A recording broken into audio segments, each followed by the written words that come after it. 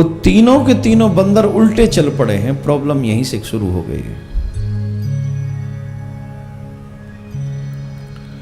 वो जो गांधी जी के बापू के जो बंदर हैं, वो तीनों बंदर उल्टे निकल पड़े।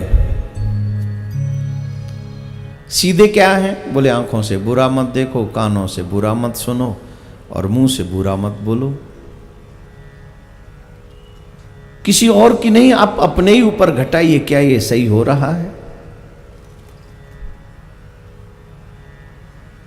एक सेकंड के लिए सोचिए, क्या ये हमारे जीवन में घटित हो रहा है? जो कहा जा रहा है उसके उलट विपरीत किया जा रहा है। बुरा मत बोलो, आजकल लोग कहते भला मत बोलो। बुरा मत सुनो, कानों से वो जो वाइट सा तार होता है वो हट ही नहीं रहा है युवाओं के कानों से। 24 घंटे लगा के सोएगा भी तो भी लगा के,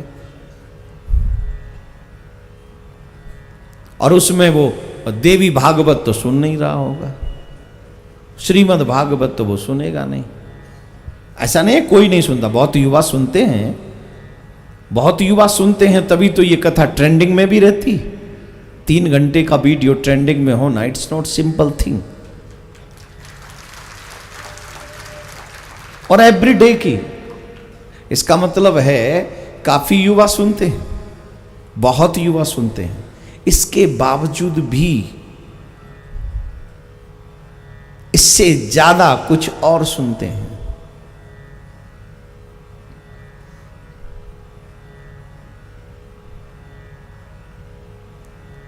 आंखों से बुरा मत देखो। मोबाइल अगर पास में है तो तीनों समस्याएं हमारे साथ में हैं। एक गंदा दृश्य किसी का भी चरित्र बदल सकता है। एक बहुत जन्मूल समस्या आजकल है स्त्री पुरुष के आकर्षण की, कि वो ऐसे हो गए, वो ऐसे हो गए। उसकी वजह क्या है? पहले क्यों कहा जाता था नजरें झुका के पुरुष भी चलें? क्यों चलें? कि मुझे कोई गंदा दृश्य दिखाई न पड़ जाए। अगर मुझे गंदा दृश्य दिखाई पड़ा तो मेरा मन विचलित हो जाएगा और मेरा मन उस तरफ दौड़ पड़ेगा। और अगर मेरे मन को कोई चीज भा गई और वो मुझे प्राप्त ना हो तो फिर तो वो मन में जो अशांति बनी रहेगी उसका तो वर्णन ही कौन करे। चाहे मैं उससे बात ना करूं पर स्वप्न में उसी से बात हो रही है, मेरा मन उसी में अटका पड़ा है। एक गंदा दृश्य मेरी जिंदगी बदल सकता है और बदलता है। आप लोग देखते होंगे जिस देश में 8 महीने की बच्ची सुरक्षित ना हो उसके लिए कौन जिम्मेदार है? दृश्य ही तो जिम्मेदार है। बड़े बड़े पर्दों पे हमारे युवा भाई बहन वो फिल्में देख कर आते हैं जहां स्वर्ग से उतरी हुई अप्सराएं लोगों को चरित्रहीन करने के लिए तैयार घूम रही हैं। उन्हें पैसा चाहिए, उनकी फिल्म हिट होनी चाहिए। इट डजंट मैटर कि उसके बाद कितनों की फिल्म फ्लॉप हो जाती है, जीवन की फिल्म फ्लॉप हो जाती है, उन्हें कोई फर्क नहीं पड़ता।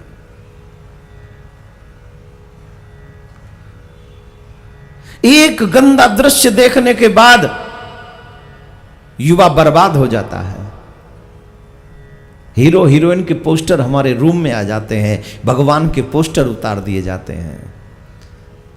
सुबह भगवान का दर्शन नहीं, इस हीरोइन का, इस हीरो का, वो भी कैसे? अगर माँ बाप से दूर हैं तो पोस्टर अलग टाइप के होते हैं, माँ बाप के साथ हैं तो पोस्टर अलग टाइप के होते हैं। यू नो वेरी वेल ये मेरा युवा है। अगर मैं गलत कह रहा हूं तो हाथ उठाकर यहीं बोल दीजिएगा कि आप गलत कह रहे हैं, और अगर मैं सही कह रहा हूं तो कुछ ऐसा जरूर कहिएगा जिससे और जो सुन रहे हैं उन्हें पता चले कि मैं जो कह रहा हूं वो सही है।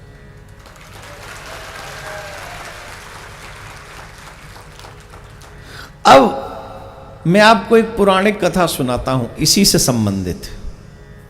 वैसे क्रम के अनुसार ये कथा बहुत पीछे रह गई है, लेकिन क्योंकि मैं चाहता हूँ कि वो युवाओं के काम में आ जाए, काफ़ी युवा बैठे हैं, तो जरूर बोलूँगा।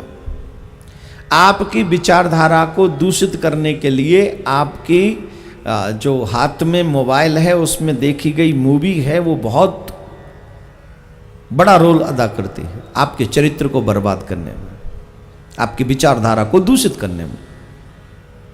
कैसे, जरा ध्यान से सुनिए।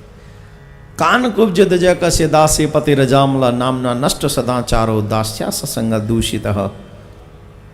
एक अजामिल नाम का ब्राह्मण जो वेद पाठी है, भजन करता है, नित्य गंगा स्नान करता है और अपने माता पिता की सेवा करता है, बहुत ही धार्मिक प्रवृत्ति का ब्राह्मण है। वेद पाठी है तो ऑब्वियसली होगा ही।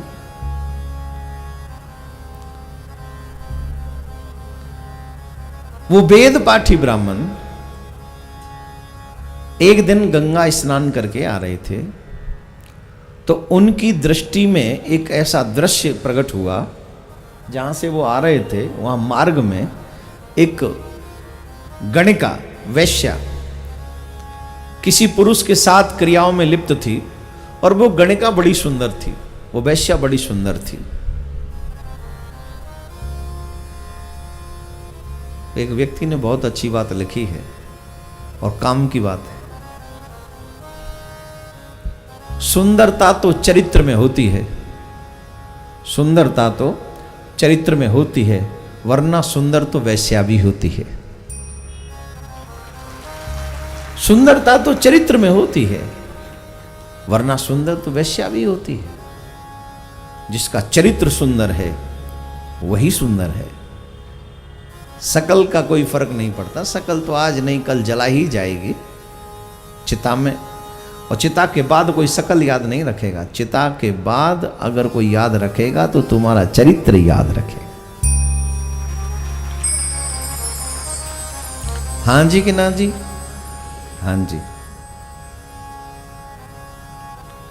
तो प्यारे,